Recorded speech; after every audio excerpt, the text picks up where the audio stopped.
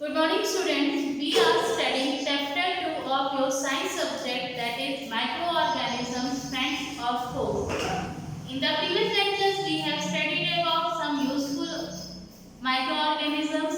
Then we have also studied about harmful microorganisms, how they cause many kinds of diseases in animals, plants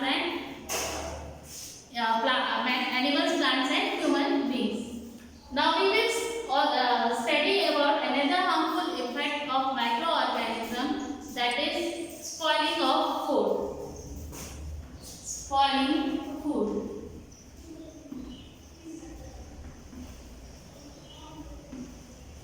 You have seen that when you bring many food materials from the market, many fruits, vegetables from your market, after some days you would have seen that they start spoiling, or they start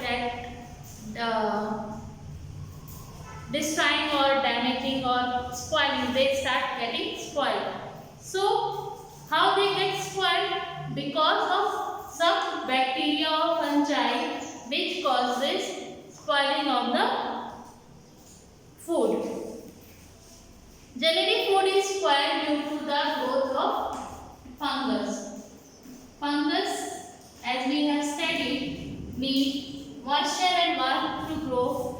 As they get these conditions, they start growing on the food material. So, when they grow on the food material, they start spoiling food. So, that is also a harmful effect of microorganism, that they causes spoiling of food. Now, how can we preserve our food from being spoiled? So, there are some methods which we can use to preserve our food, or to prevent spoiling of the food. So, what are those methods? We will now study about some methods of food preservation.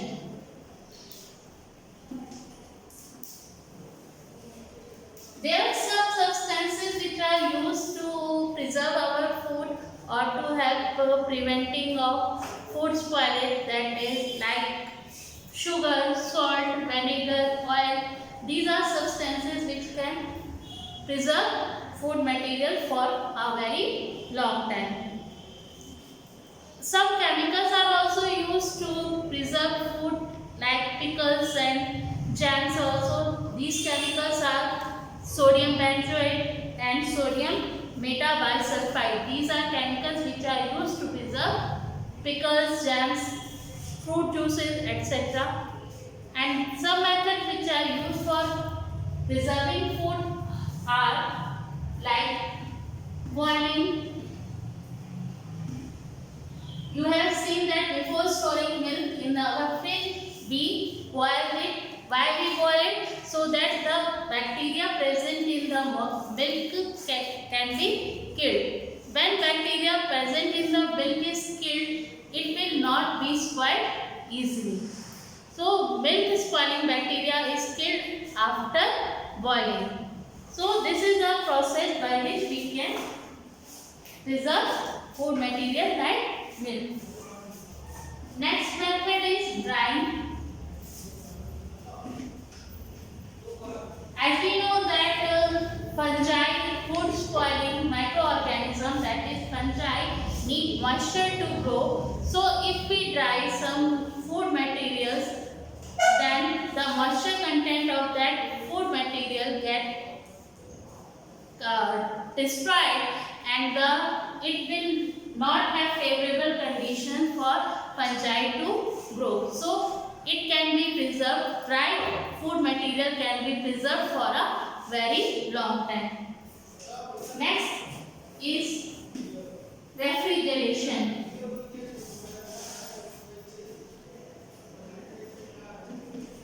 Along with moisture, food spoiling microorganisms require high temperature also to grow.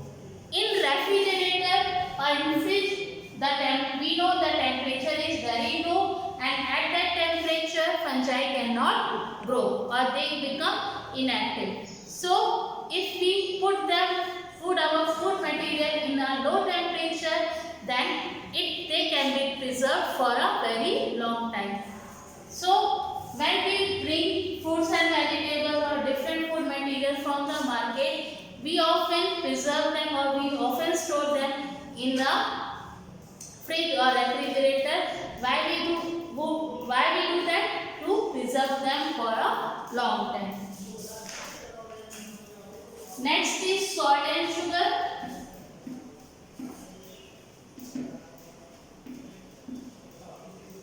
Salt and sugar helps to preserve food material for a very long time. Microorganisms cannot grow in a very high salt and sugar concentration, so they are added in different food material to preserve them for a very long time, like jam, jellies, pickles, fruit spices, fruit juices. Sugar is added to preserve them for a very long time. When fish is brought from the market, salt is spread over it to preserve it for a long time. Then another method is oil and vinegar. As we know that in pickles, oil and vinegar is added to preserve them for a very long time. They are also very helpful oil and vinegar are also very helpful in preserving food material like pickles, fruits, vegetables, fishes, etc.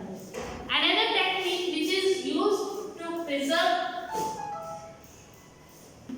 food material is pasteurization.